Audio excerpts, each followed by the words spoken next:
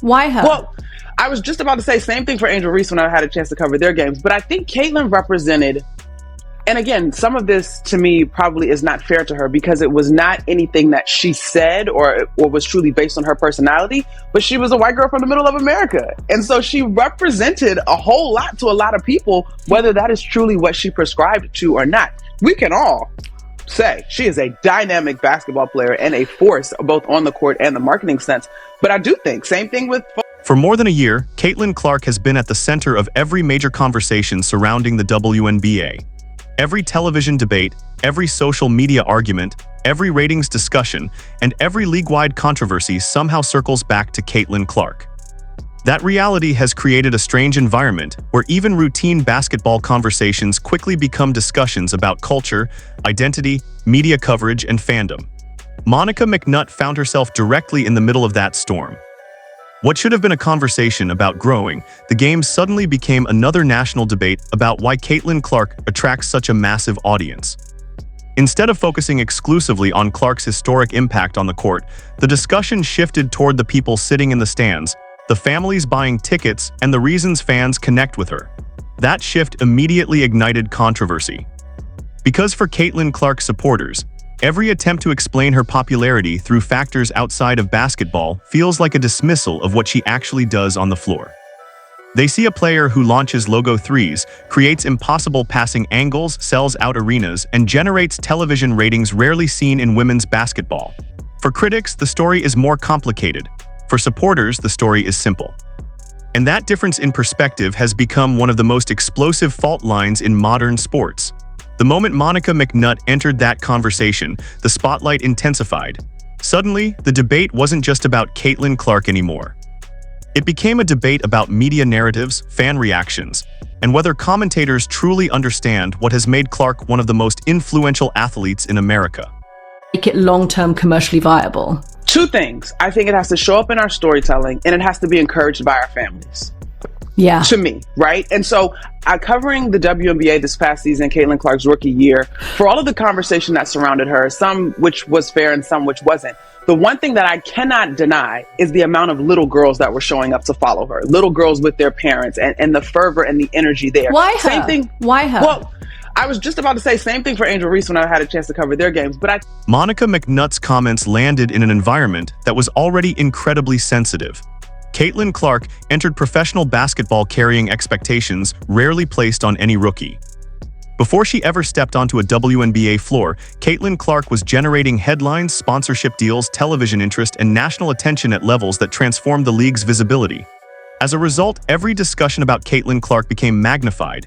Every praise generated backlash. Every criticism generated outrage. Every comment became national news. Monica McNutt attempted to explain why so many young fans connected with Caitlin Clark.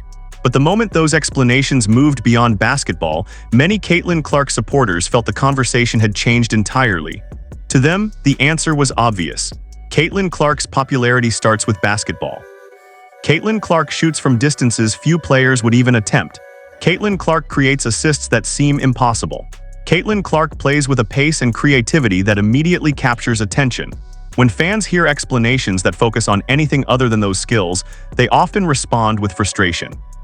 That frustration has become a recurring theme throughout Clark's professional career. Every time Caitlin Clark breaks attendance records, there is a debate. Every time Caitlin Clark produces ratings growth, there is a debate.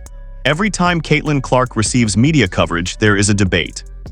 Instead of celebrating the phenomenon, many conversations become arguments over why the phenomenon exists in the first place. The result is a cycle that keeps growing larger. Monica McNutt speaks. Caitlin Clark fans react. Media outlets cover the reaction. The story becomes bigger than the original comment. And Caitlin Clark once again becomes the center of the sports universe. Folks that may have fallen in love with Angel Reese that she may or may not have agreed with everything they had to say either. We attach our fandom to these icons for all types of reasons, and sometimes they may not be based in all truth. Did you see the strategy of the white liberal woman that was there to spur on the race baiting?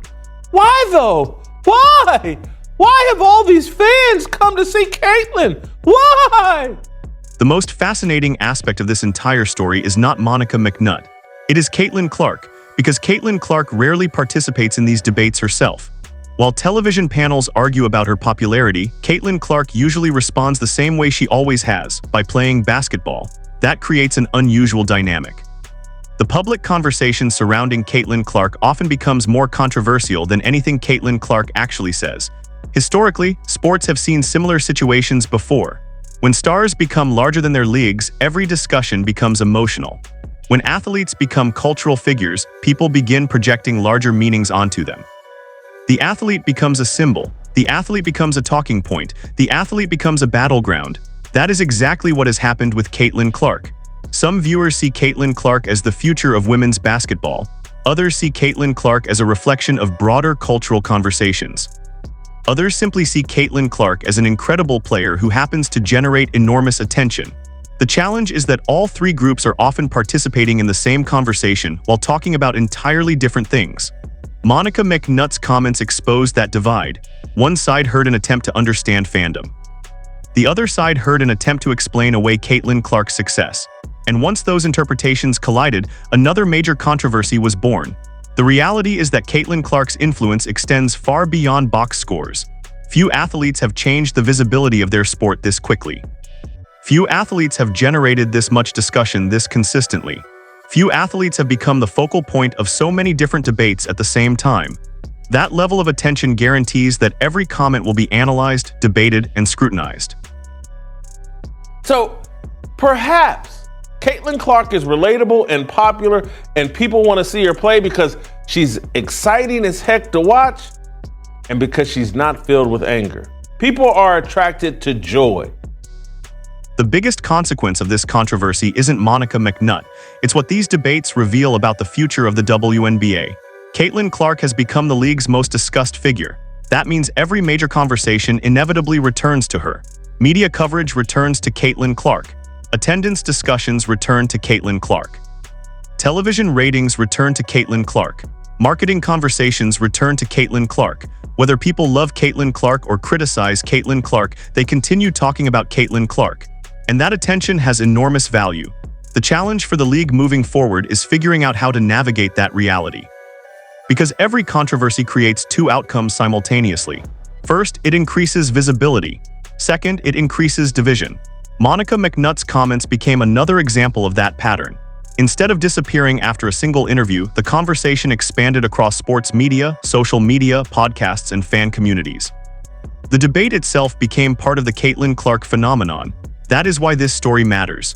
Not because one commentator expressed an opinion, not because one segment generated headlines, but because it demonstrates how powerful Caitlin Clark's presence has become. Very few athletes can dominate conversations even when they are not playing. Very few athletes can generate national debates from a single discussion about fandom. Very few athletes can influence the direction of an entire sport. Caitlin Clark has reached that level. And that reality ensures that future controversies will likely be even bigger than this one.